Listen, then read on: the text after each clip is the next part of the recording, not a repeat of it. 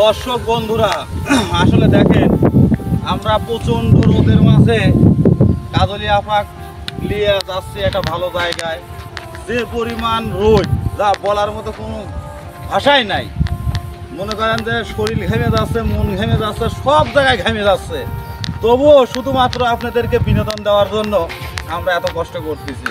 আমাদের ভিডিওটা আজকে স্পেশালি হতে যাচ্ছে, কারণ কাজলি আপার জীবন সম্পর্কে, কাজলি আপার অতীত জীবন সম্পর্কে এবং কাজলি আপাকে নিয়ে আমরা কিছু শর্ট ফিল্ম করব।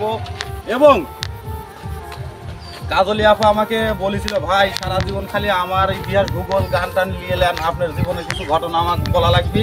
আমার চ্যানেলে কাজলি আপা উপস্থাপনায় যাবি আর আমাকে প্রশ্ন করবি। আজকে বাস্তব জীবনের কিছু কথা বলবো, যা প্রত্যেকটা মানুষ হয়তো বা কিছু হলে অনুভব করতে পারবে যে এখনকার মানুষ সম্পর্কে।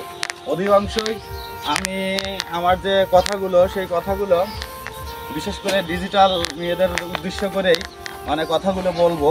তো আপনারা অবশ্যই ধৈর্য সহকারে ভিডিওটা দেখবেন।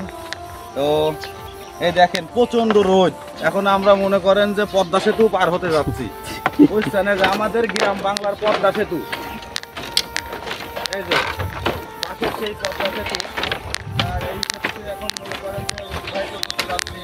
এখন আমরা সেই সেতুর উপরে আছি পাশের দূর দূরের কাছের, হয়তো আপনারা দেখেছেন যে সিমেন্ট বালি দিয়ে করা আছে সেতু, আর আমরা এখন দেখেন মনে করেন পাশের সেতুর উপরে আছি।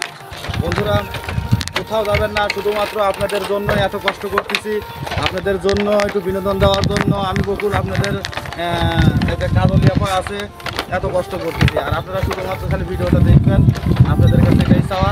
ক্যামেরা বেকা হয়ে গেছে, ক্যামেরা সোজা করে দাও।